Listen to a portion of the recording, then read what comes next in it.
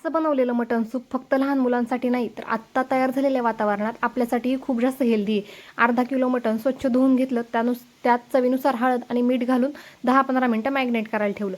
Medium साईजचे 2 बारीक चिरून घेतले कांदे, 2 चमचे तेल गरम करून घ्यायचं, त्यात मटणासोबत आणलेलं मांदं घालायचं, जेणेकरून एकतर ते भाजीवरती तरंगत नाही आणि मटण सूप हे खूप जास्त तुपट आणि छान चवदार लागतं.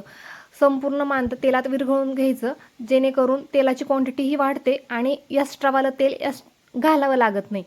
पाहू शकता, मांदं तेलात छान असं परतून घेतल्यानंतर तेलाची क्वांटिटी खूप जास्त वाढली आहे. यात बारीक चिरून घेतलेला कांदा गोल्डन ब्राऊन कलरपर्यंत परतला की यामध्ये मॅगिनेट करायला ठेवलेलं मटण घालायचं, एकत्र हलवून घ्यायचं, कोथिंबीर घालायची आणि असंच झाकण ठेवून त्या झाकणावरती पाणी ठेवायचं आणि ते 10-1 मिनिटं शिजवून घ्यायचं. पाहू शकता, हळद मिठामुळे मटणाला छान पाणी गरम तयार झालेलं ओतायचं आणि आणखीन 15-20 मिनिटं याला शिजवून घ्यायचं आणि अशा पद्धतीनं तयार झालं हेल्दी असं मटण सूप.